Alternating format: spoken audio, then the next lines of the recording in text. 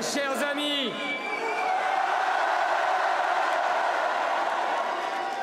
belle jeunesse française, bonsoir à tous.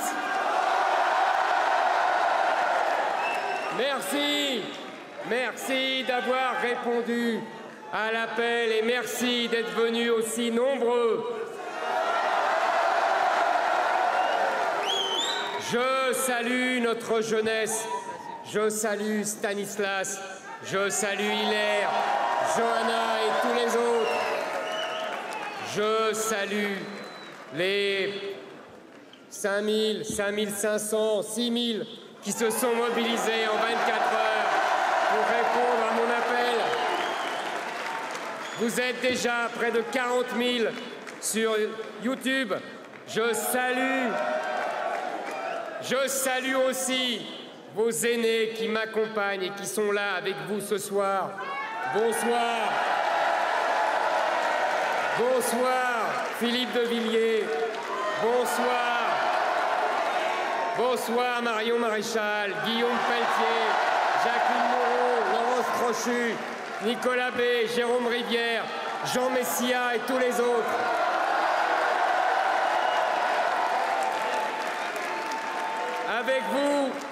Avec vous, nous avons forgé la plus solide équipe de cette campagne et je suis fier de vous.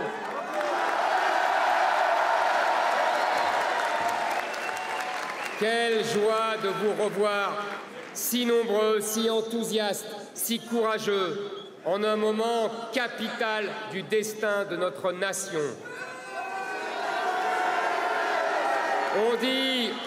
On dit souvent des héros, c'est un exemple pour notre jeunesse. Eh bien, votre jeunesse est un exemple pour tous les Français. Mes amis, je voudrais commencer ce meeting par une confidence.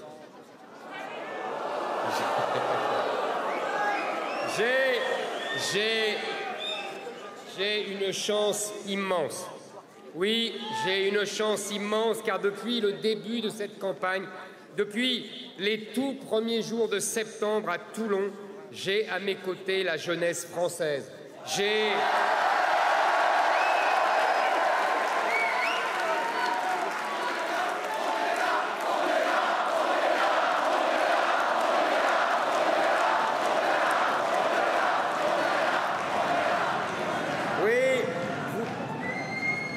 Oui, vous êtes là et moi aussi je suis là avec vous. Et j'ai la chance et la fierté d'avoir vu une jeunesse se lever à mes côtés. Souvenez-vous, il y a quelques mois, la presse disait de nous « Mais il n'y a que des jeunes chez Reconquête ».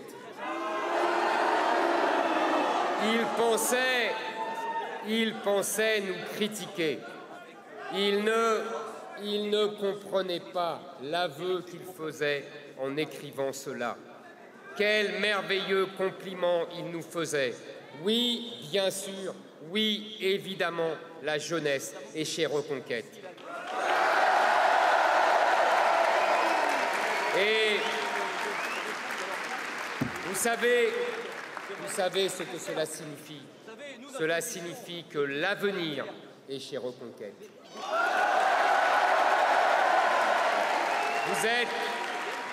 Vous êtes jeunes, vous êtes intelligents, vous êtes patriotes, vous êtes insolents, téméraires, tenaces, souriants. Bref, vous êtes français.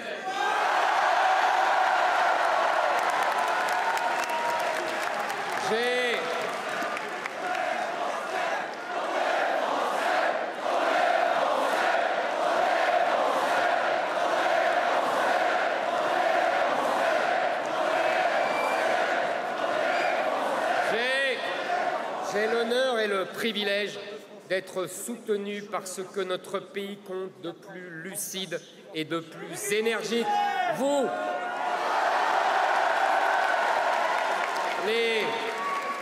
Les autres, moi aussi, je vous aime, mademoiselle.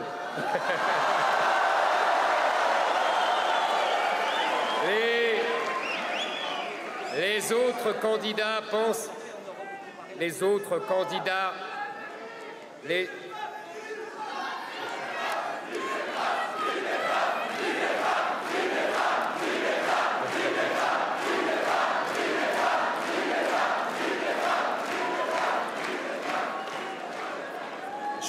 Je prends le pari que demain dans la presse, on ne me demandera pas, mais enfin ils ont crié vive les femmes, vous ne condamnez pas sévèrement cette discussion?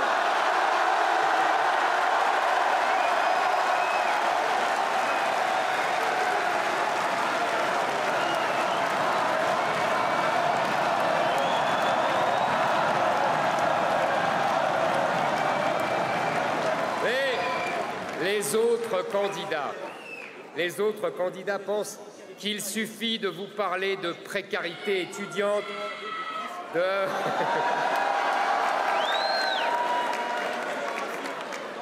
Je répète donc, les autres candidats pensent qu'il suffit de vous parler de précarité étudiante pour vous séduire.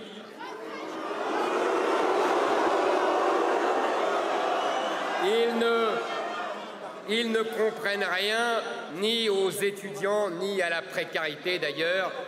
Moi, j'ai compris pendant ces quelques mois qu'il fallait parler à la flamme qui brûlait en vous.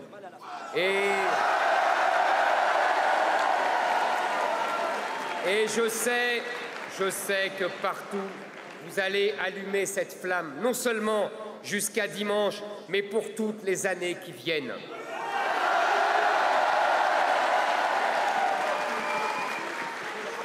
Nous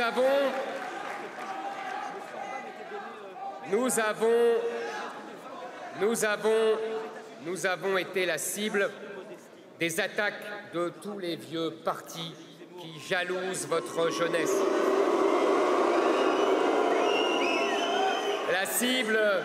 La cible des médias et du politiquement correct qui sont eux aussi si vieux et si ringards à côté de nous.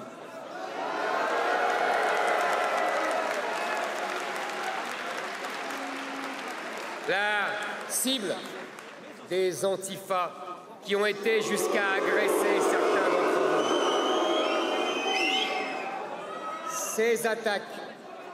Ces attaques, loin de vous intimider, vous ont renforcé dans votre conviction. Mille fois, je me suis dit, quel courage, quelle force de conviction. Vous êtes la figure de proue de notre mouvement. Vous êtes la boussole de la reconquête. Vous êtes l'étoile qui nous sert de repère dans la nuit politique.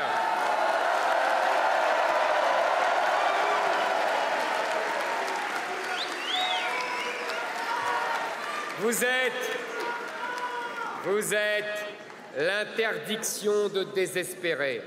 Vous êtes le cap que je me fixe parce que vous êtes la France.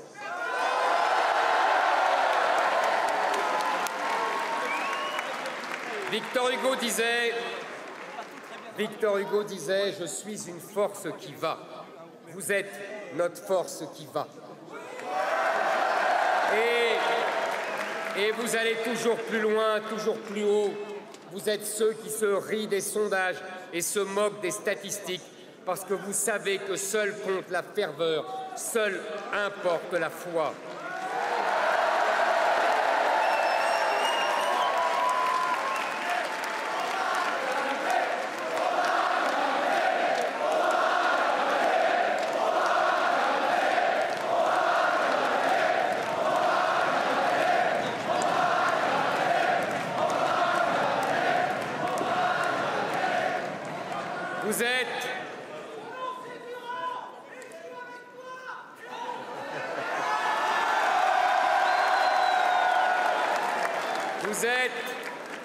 Vous êtes la preuve scientifique qu'impossible n'est pas français. Oui, merci. Oui, merci. Merci à vous d'exister.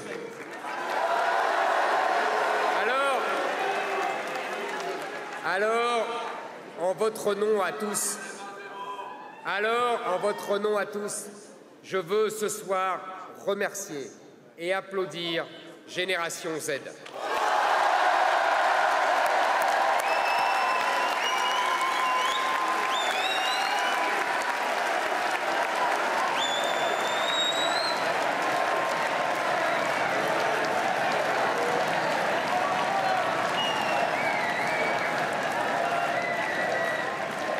Oui, quel mouvement, quelle organisation, quel travail, quelle fougue, quelle énergie. En votre nom, je veux remercier ce soir tout particulièrement mon ami Stanislas Rigaud.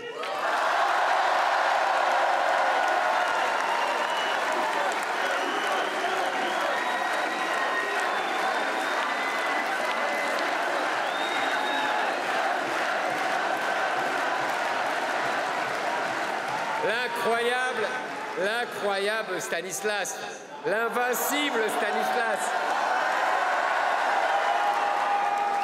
Stanislas, l'homme qui fait peur à Alexis Corbière.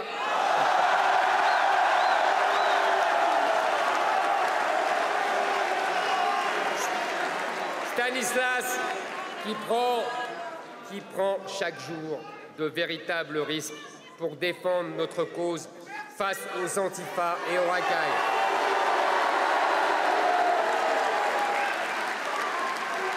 Stanislas, la France est fière de toi et comme tous les militants de Génération Z te ressemblent, la France est fière de vous tous.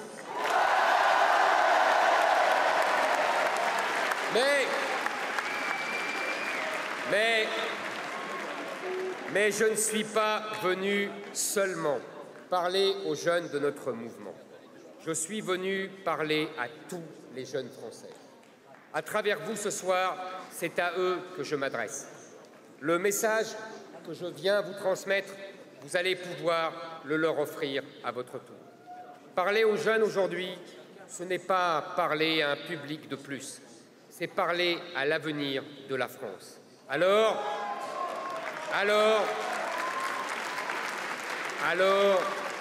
parce que la France est en danger, parce que nous le savons, parce que le pays que nous préparons, vous y vivrez et vous le ferez vivre, chaque mot compte et toutes les vérités doivent être dites. Oui, vous avez raison d'applaudir parce qu'à votre âge, on veut, on exige la vérité et on se désespère devant les politiciens et leurs mensonges. Alors,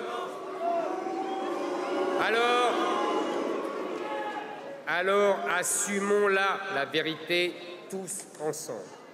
J'ai des choses vitales à vous dire. Elles vous concernent tous, personnellement. La première vérité que nous devons assumer ensemble est que la France dans laquelle vous vivez est impitoyable pour les jeunes. Elle est impitoyable pour plusieurs raisons. Pendant cette campagne, on a beaucoup parlé de la baisse du pouvoir d'achat des Français, mais derrière ces mots du vocabulaire politique, il y a une réalité qui dépasse la politique, une réalité vécue, concrète, qui est le plus souvent dramatique, parfois même tragique. Cette réalité, c'est la pauvreté. Notre pays compte 9 millions de pauvres et c'est 9 millions de trop. Et parmi ces 9 millions, il y a beaucoup d'étudiants, beaucoup trop d'étudiants. On dit qu'ils sont précaires, mais vous le savez aussi bien que moi, mes chers amis, quand on révise ces examens et qu'on n'a plus les moyens de se nourrir ni de se chauffer, précarité n'est pas un terme suffisant. C'est plus dur que cela. Étudier devient plus difficile, on est inquiet, on a un sentiment immense d'injustice. On songe à tout arrêter parce qu'on ne voit pas le bout du tunnel. À l'université, à l'IUT, en BTS ou en prépa, on a la tête ailleurs, on pense à autre chose. On a honte de demander de l'aide à ses parents par fierté, par orgueil, parce qu'on a peur de leurs réponses, parce qu'on culpabilise de leur coûter de l'argent avec notre choix de suivre des études. Et il arrive souvent que nos parents n'aient tout simplement pas les moyens, non, plus les moyens de nous aider. Je veux parler à cet étudiant dans le besoin et je veux lui dire « Non, tu n'es pas seul. Nous pensons à toi. Nous te comprenons. »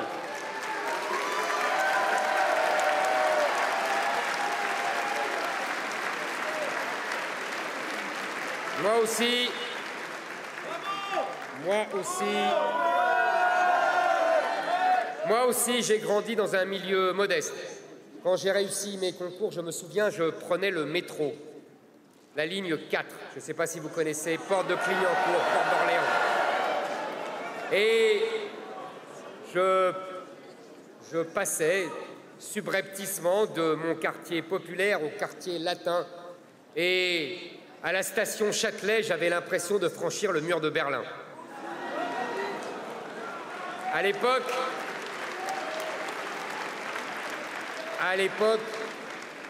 je révisais sur la table de la cuisine de ma mère dans le 18e et j'étais en cours au milieu des bourgeois du 7e arrondissement. J'ai travaillé dur, j'ai commencé au SMIC et j'y suis arrivé. Je comprends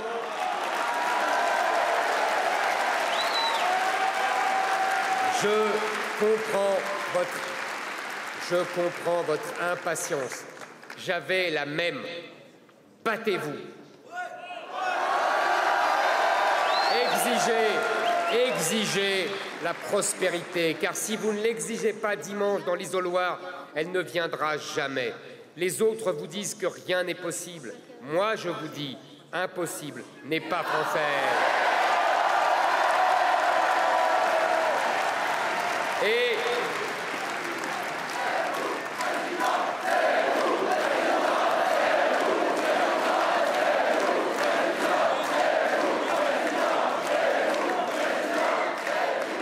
Et je veux faire signe de très loin, mais de très près dans mon cœur, aux jeunes Français des territoires et départements d'outre-mer.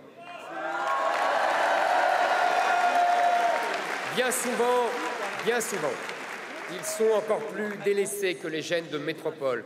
Trop souvent, ils sont encore plus déclassés que les jeunes de nos campagnes.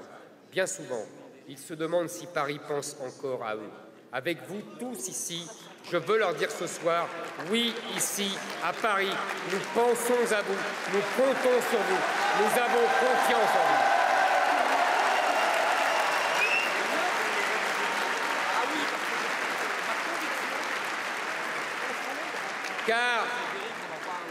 Car dimanche, il n'y aura qu'une seule France.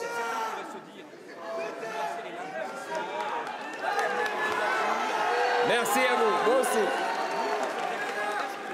Car dimanche, il n'y aura qu'une seule France, une seule nation, un seul peuple. Nous serons avec nous, soyez avec nous.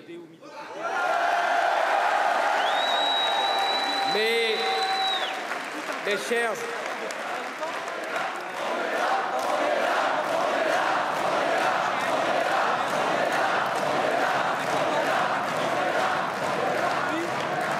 amis, je veux vous demander aussi ce soir d'exiger toute votre vie le respect de votre identité, le respect de votre pays et la protection de votre sécurité. Vous avez le devoir d'exiger la sécurité pour vos parents et pour vous-même. Car la France où vous vivez, vous, jeunes Français, est impitoyable pour vous. Vous êtes les premières victimes de l'insécurité. Les racailles vous attaquent parce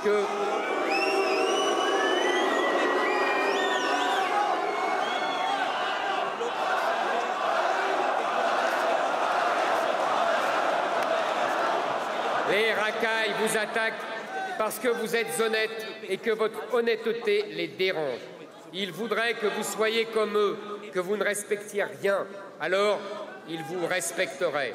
Mais vous respectez votre pays, vous respectez la loi, vous respectez l'école et le savoir-vivre, vous respectez vos parents, votre culture et votre mode de vie. Et cela se voit. Cela les rend fous de rage et ils se rangent sur vous de leur haine pour la France.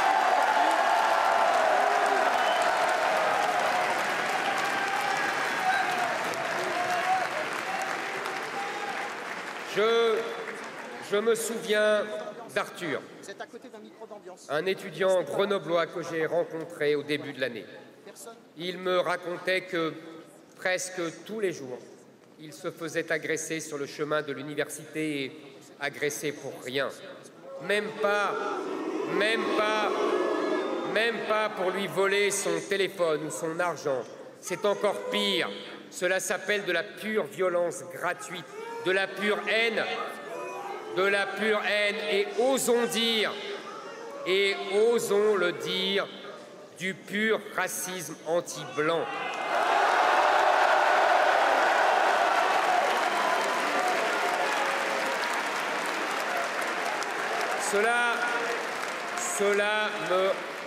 Cela me révolte. Vous en souffrez et j'en souffre avec vous. Chaque jour,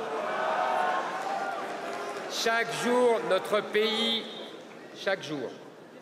connaît ce genre de tragédie. 1800 agressions par jour dans notre pays.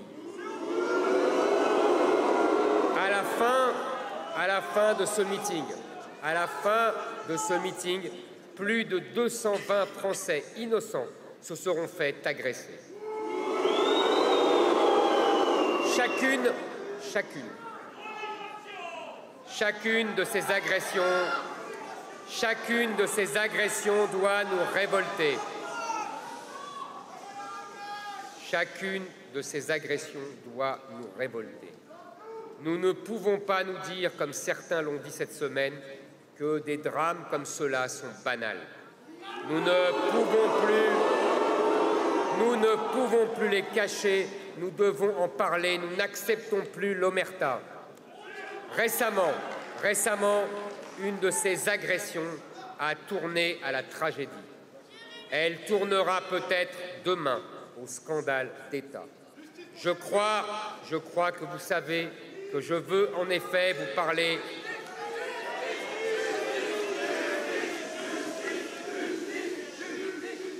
Je crois que vous savez que je veux vous parler de Jérémy Cohen.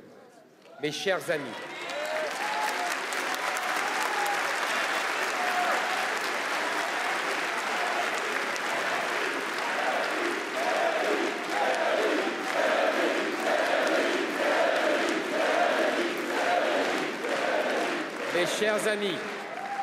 à la mémoire de ce jeune homme handicapé, tabassé, lynché par des barbares à Bobigny, à la mémoire de Jérémy qui s'est levé, ensanglanté, qui a tenté de s'échapper et qui, en s'échappant, s'est fait percuter par un tramway, à la mémoire de cet enfant innocent, à la mémoire de votre frère, je vous demande, s'il vous plaît, de vous lever et de respecter une minute de silence.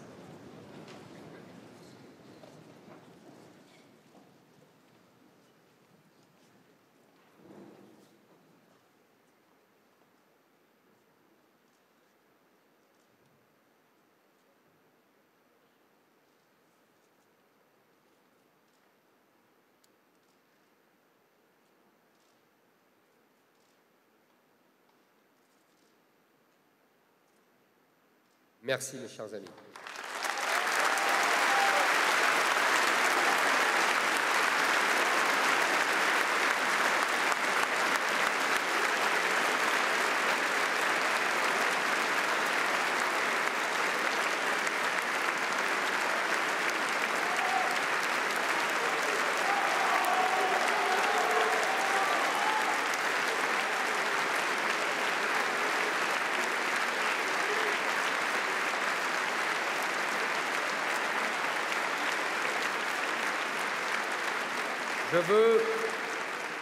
Je veux que vous sachiez que cette histoire me bouleverse.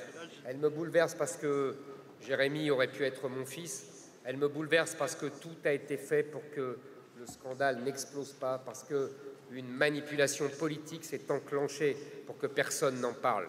Cette tragédie me bouleverse parce que la famille a dû se battre pour enquêter elle-même, parce qu'elle a dû m'écrire pour me demander d'en parler, pour que l'affaire voie enfin le jour. Je n'ai pas...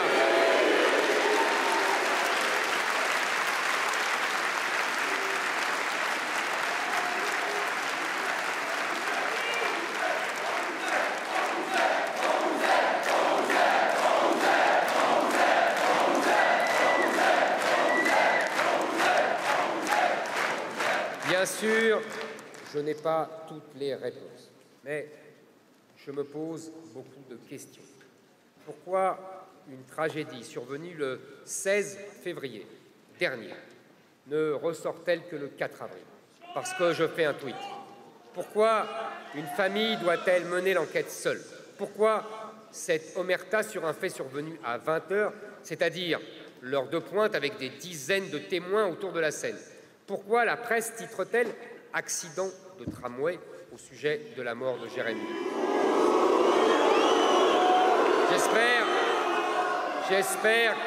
J'espère que dans les jours qui viennent, nous aurons enfin des réponses. Depuis que j'ai parlé de la tragédie de Jérémy, je reçois des dizaines de messages de familles de victimes qui me disent leur révolte devant l'attitude de l'État, devant les criminels, parfois encore en liberté, devant l'omerta souvent. Sachez que je me bats pour vous.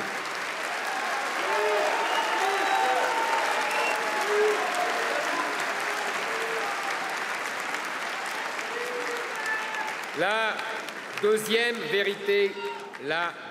vérité que je veux dire à la jeunesse française, c'est que la France dans laquelle vous vivez porte atteinte à votre liberté. Tout le système politique et médiatique vous demande de vous auto-censurer, de baisser les yeux et de baisser les bras. Pendant 2 longues années, la Macronie vous a masqué, vous a condamné au couvre-feu, vous a condamné au pass sanitaire, au cours à distance, au télétravail et à la visioconférence.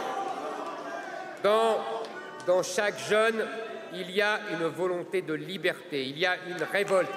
Et jamais la liberté et la révolte des jeunes n'ont été aussi quadrillées, surveillées, muselées que sous le règne d'Emmanuel Macron.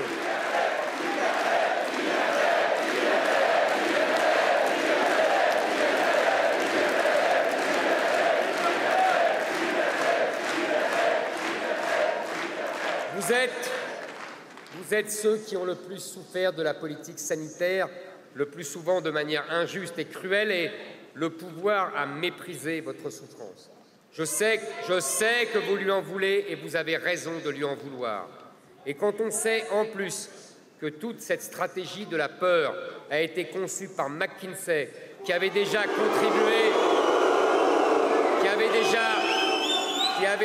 contribué gratuitement à la campagne d'Emmanuel Macron,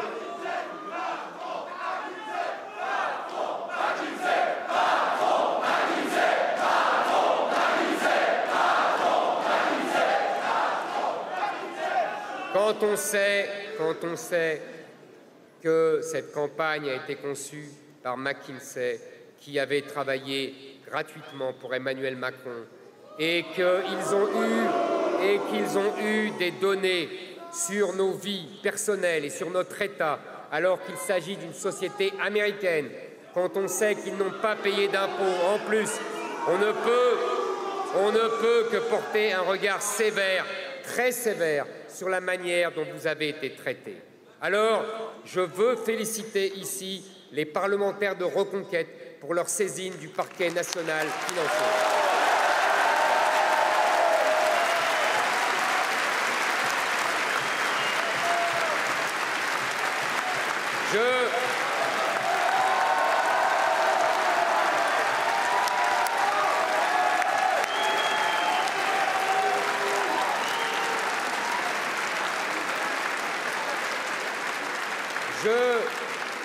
Je suis fier que Reconquête soit toujours pionnier dans la recherche de la vérité. La troisième vérité que je veux vous dire ce soir est que le système éducatif français n'est pas construit pour vous, mais pour servir des idéologies qui déconstruisent notre jeunesse.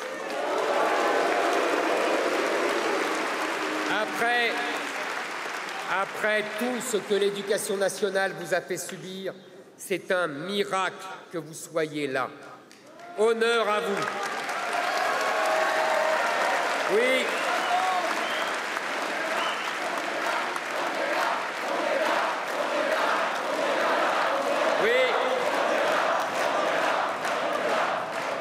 Oui, vous êtes là et honneur à vous car vous avez résisté à la doxa vous avez résisté à la propagande, et oui, vous êtes là. Je suis très sincère. Je me demande souvent comment vous avez fait pour échapper à cet endoctrinement.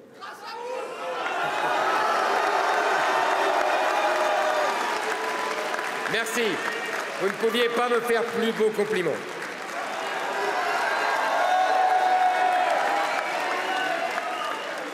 Alors moi, je veux rendre hommage à votre force de conviction, à votre esprit critique. Nous avons besoin d'écoles, de lycées, d'universités qui vous fassent aimer la France et vous préparent à partir à la conquête de toutes vos vies.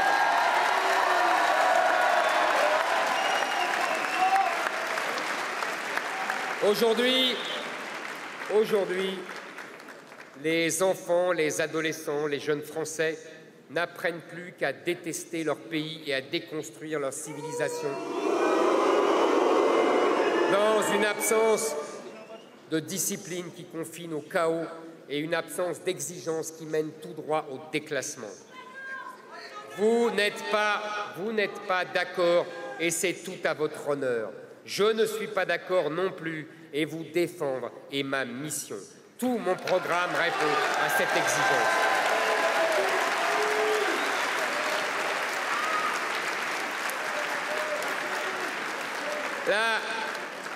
La quatrième vérité que je veux vous livrer ce soir est que l'écologie dont vous parlent les politiciens n'est pas l'écologie.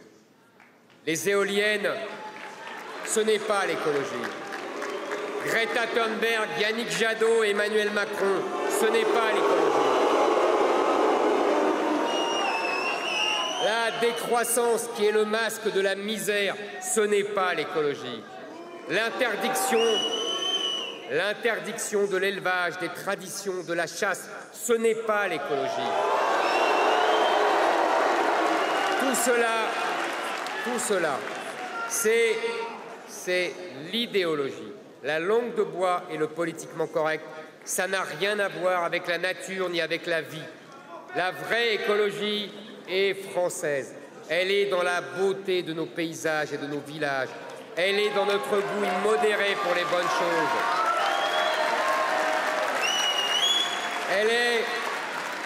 Elle est dans les circuits courts qui permettent aux producteurs et aux consommateurs de vivre mieux. Elle est dans le respect de nos savoir-faire, de nos artisanats, de nos modes de vie. Elle est dans le respect pour l'environnement parce qu'il est notre environnement, notre héritage, notre fierté et notre richesse. Elle est dans la revitalisation de notre monde rural qui a été honteusement abandonné par Paris au profit des banlieues. La véritable écologie est dans nos cœurs et dans nos âmes. Elle est aussi dans le nucléaire, l'énergie la moins polluante au monde et la seule à pouvoir garantir notre souveraineté énergétique.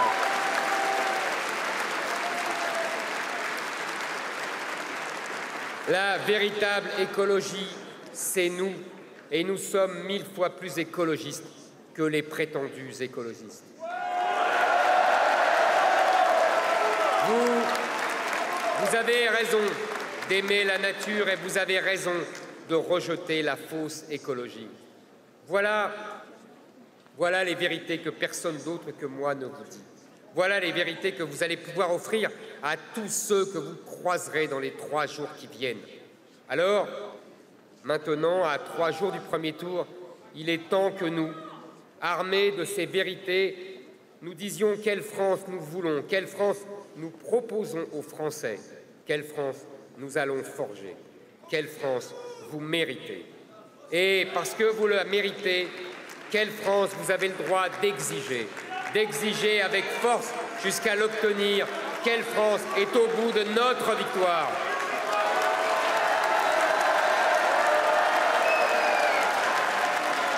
Oui.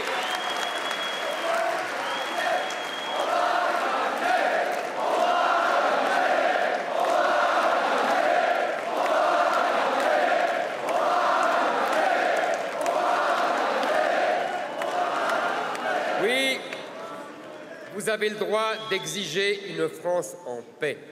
Nos adversaires nous disent que Nous sommes trop fermes dans nos propos, mais nous le sommes parce que la paix ne tombe pas comme un fruit mûr.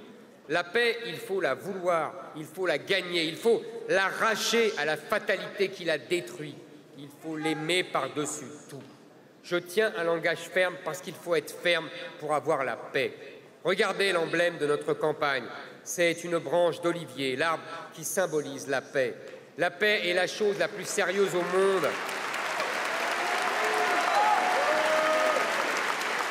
La paix est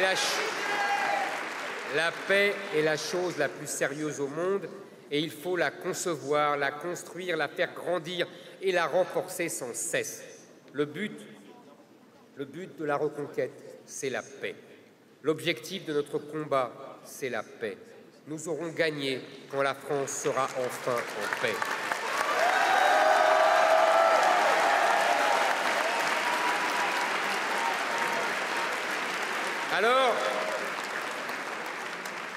Alors, à quoi ressemblera cette France? Je vais vous la décrire. Voilà la France de demain, la France reconquise, si l'on peut dire, la nôtre, la vôtre.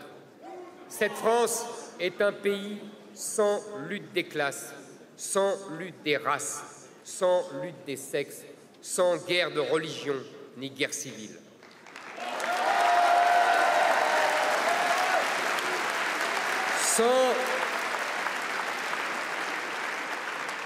Sans lutte des classes d'abord, car nous allons réconcilier les riches et les pauvres, les entrepreneurs et les salariés, les patrons et le peuple. Depuis un siècle, la gauche demande aux plus démunis de détester les plus aisés. Je mettrai fin à cet esprit de vengeance. Notre France ne sera ni la France des riches, ni la France des pauvres, mais une France où chacun, y compris les plus pauvres, aura le droit de s'enrichir. Une France qui donnera envie de s'enrichir et qui donnera le droit de s'enrichir. Jean-Luc Mélenchon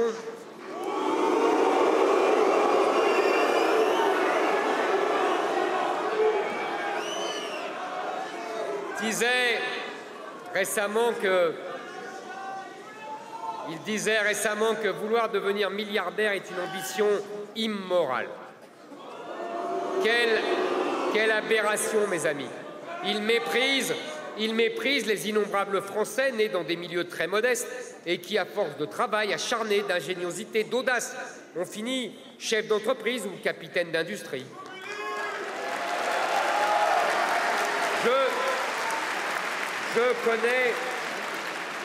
Je connais un homme qui a habité toute son enfance dans une chambre de bonne avec ses parents. Ses parents avaient tout juste de quoi le nourrir. Aujourd'hui, il dirige une immense entreprise technologique et il a des milliers de salariés. Il a voulu réussir au plus haut point, en partant de presque rien. Non, son ambition n'était pas immorale. Aujourd'hui, il crée des emplois, il crée de la richesse, il participe au succès de notre nation sur le marché mondial. Simplement, hélas, dans la France d'aujourd'hui, son destin est une exception. Je veux qu'il devienne un exemple. Je veux qu'il y ait bientôt 100 000, 10 000 Français comme lui. Je veux la contagion de la prospérité.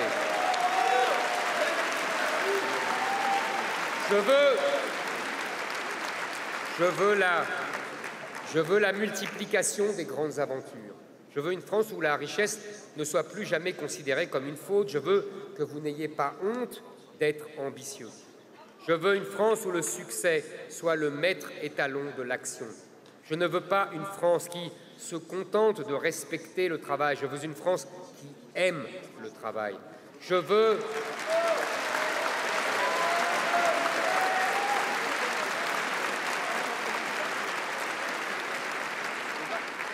une France qui ose se fixer pour objectif non seulement la sortie de crise, non seulement le pouvoir d'achat, non seulement la croissance, mais la prospérité. Oui, la prospérité. La prospérité pour vous, pour votre famille, c'est bien plus beau que le pouvoir d'achat.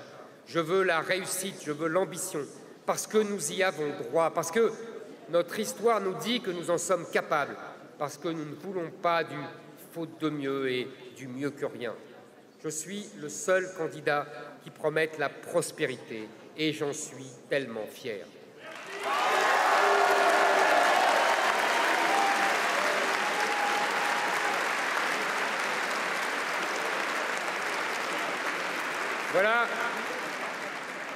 Voilà ce qu'est un pays sans lutte des classes. Nous mettrons également fin à la lutte des races. Le peuple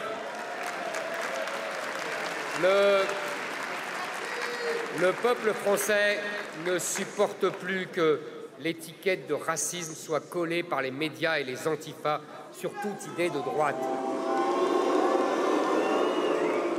Ce terrorisme intellectuel a paralysé le débat politique trop longtemps et notre démocratie tout entière.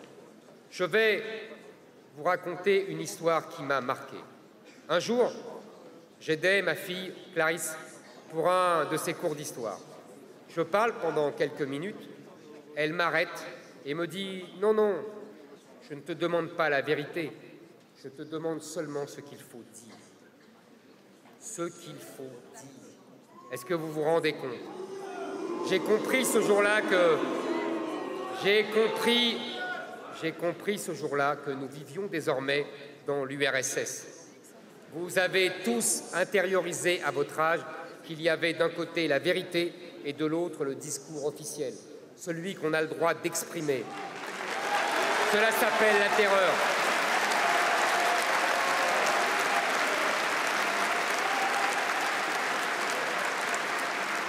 La France que je veux, sera un pays réconcilié, où vous aurez le droit de penser ce que vous voudrez en cours, d'écrire ce que vous voudrez dans vos copies, de dire ce que vous voudrez lors de vos oraux, sans avoir peur d'être puni par vos opinions.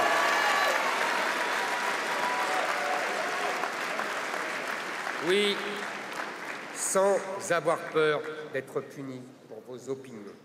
Je veux un pays où l'on a le droit de s'opposer sans être censuré, où la liberté d'expression est un bien précieux, où la défense de la patrie n'est pas jugée comme un crime. Ceux qui nous accusent de diviser, de fracturer, de cliver, comme ils disent, sont justement ceux qui veulent diviser la France en deux camps.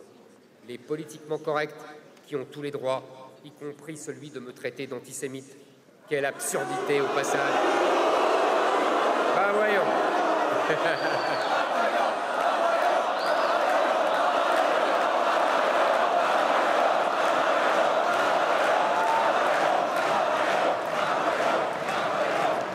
D'un côté donc ceux-là qui ont tous les droits et les patriotes qui n'ont que le droit de se taire. Nous ne nous tairons plus et la France retrouvera sa légendaire franchise, son insolence, sa vitalité, cette discussion perpétuelle qui fait le sel, le plaisir, la richesse de notre vie publique, où aucune opinion n'est justiciable. Oui, mes amis, nous cesserons d'être la France des antifas et nous redeviendrons la France de Victor Hugo.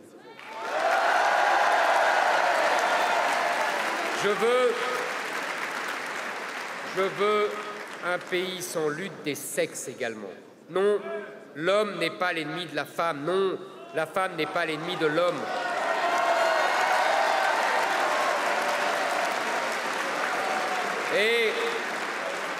Et je veux m'adresser ce soir à toutes les jeunes femmes qui sont là. Vous avez été magnifiques au cours de cette campagne. Vous m'avez aidé tout au long de l'année. Grâce vous soit rendue. Grâce vous soit rendue. Alors, que me vaut d'être si détesté par les féministes? Il n'y a au fond, si l'on réfléchit bien, qu'une seule raison.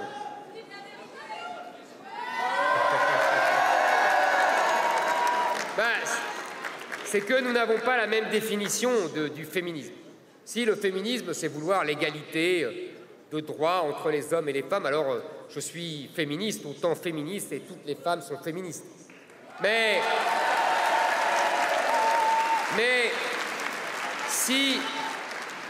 Mais si le féminisme, c'est prôner l'indifférenciation sexuelle, si le féminisme, c'est opposer les hommes aux femmes et les hommes aux femmes, si c'est croire que les deux sont dans une guerre permanente, alors je ne veux pas de ce néo-féminisme-là.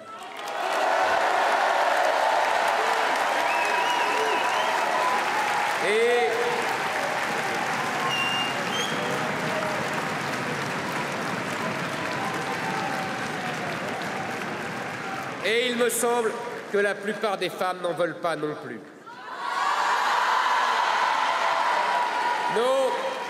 Non, la majorité des femmes françaises ne veut pas abolir toutes les différences qu'elles ont avec les hommes. Elles veulent être libres d'être féminines ou pas, libres d'avoir les cheveux longs ou pas, libres d'être mères ou pas, libres de faire ce qu'elles veulent. La majorité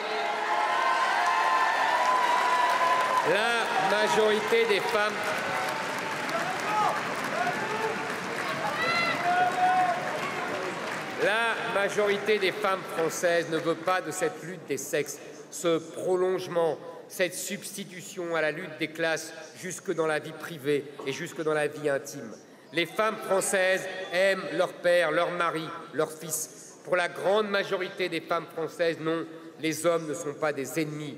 Les femmes françaises aiment la complicité entre les hommes et les femmes. Elles aiment les hommes.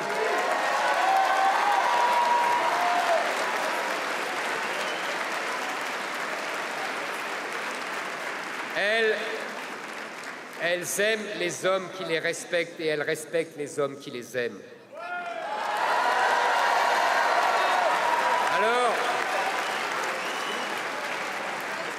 Alors, dans ma France, les femmes auront la liberté, elles auront la sécurité et elles verront tous leurs droits respectés. Je veux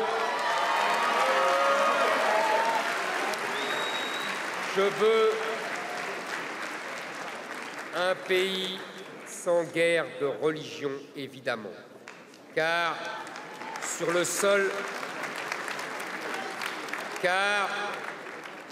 sol français, aujourd'hui, la seule guerre de religion, c'est le djihad.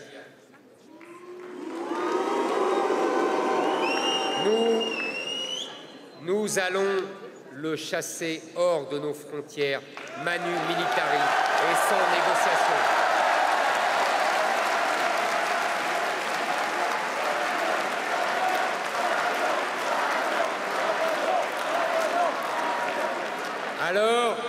Alors, les musulmans qui aiment la France vivront en paix chez nous et nous vivrons en paix avec eux.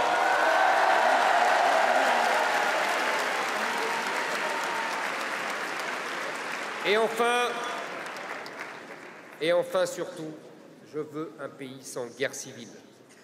Nous serons donc, dès les premières semaines de mon mandat et inlassablement pendant 5 ans, impitoyables à l'égard des barbares, des délinquants, des criminels, des mafias qui ont fait de la France leur terrain de jeu préféré.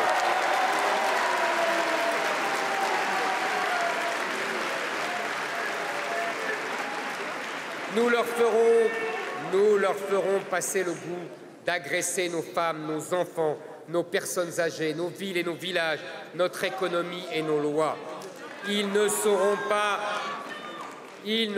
pas seulement combattus, ils seront vaincus. Nous n'aurons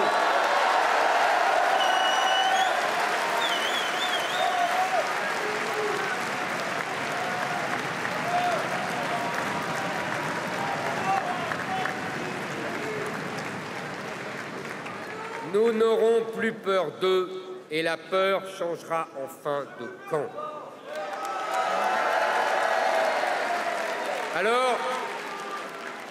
Alors, à toutes ces conditions, car toutes sont indispensables, nous jouirons enfin de ce que nous espérons depuis si longtemps, ce que nous méritons depuis toujours et dont les politiciens et les hors-la-loi nous ont privés, la paix.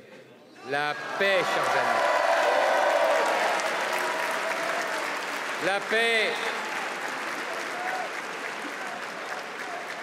La paix chez nous, la paix pour nous, la paix grâce à nous.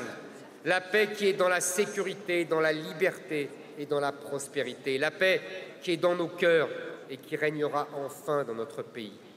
La France que nous préparons sera aussi douce que puissante, aussi tolérante qu'ordonnée, aussi joyeuse que sérieuse, aussi belle que forte, aussi séduisante que sûre.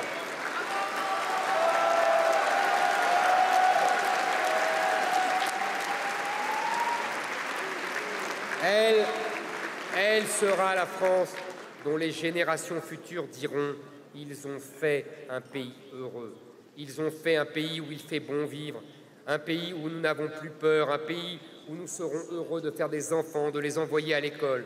Ils ont fait un pays où les enfants savent parfaitement lire, écrire, compter, où ils apprennent à être ambitieux, travailleurs, créatifs, respectueux, français.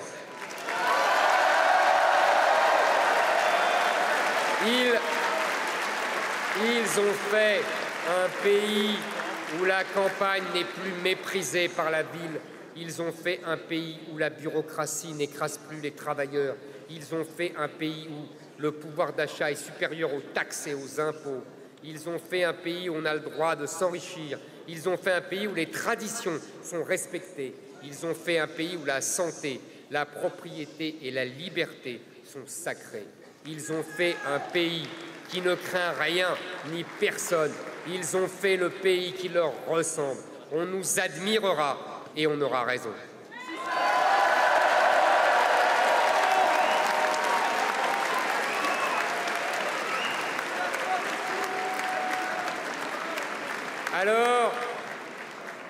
Alors vous voyez à quel point le jeu en vaut la chandelle. La bataille n'est pas terminée. Il nous reste 3 jours. Un tiers des Français ne sait toujours pas pour qui il va voter dimanche. Des millions de nos compatriotes se désiteront au dernier moment dans l'isoloir. Alors, 3 jours, c'est long comme une éternité. Ne lâchez rien, soyez combatifs, parlez beaucoup et dormez peu. Convainquez tous ceux qui passent à votre portée, famille, amis, collègues, passants, postiers, commerçants, policiers. Soyez radieux, soyez bavards, soyez bondissants. Chaque minute, chaque tract, chaque message sur les réseaux sociaux, sur tous les forums, dans tous les amphis, dans toutes les salles de sport, tous les métros et tous les bus, tout compte. Vous comptez, je compte sur vous autant que vous pouvez compter sur moi. Jeunesse française, la France est fière de toi. Rien ni personne ne nous soumettra à la lutte des classes, ni à la lutte des races, ni au djihad, ni à la guerre civile. Rien ni personne ne nous privera de notre tranquillité, ni de la douceur de l'existence, ni de notre tendresse pour nous-mêmes. Rien ni personne ne nous privera de la paix, parce qu'il faudrait nous arracher le cœur, et ils n'y arriveront pas, parce que la jeunesse la plus mobilisée de France, parce que la France réconciliée et prospère, la nation qui fait protéger ses enfants et ses frères, le pays qui ne baissera jamais les yeux, la patrie de l'effort et de la récompense, l'histoire et l'avenir, la reconquête. Vive la jeunesse, vive la paix, vive la fraternité, vive la République, vive la République, et surtout, vive la France.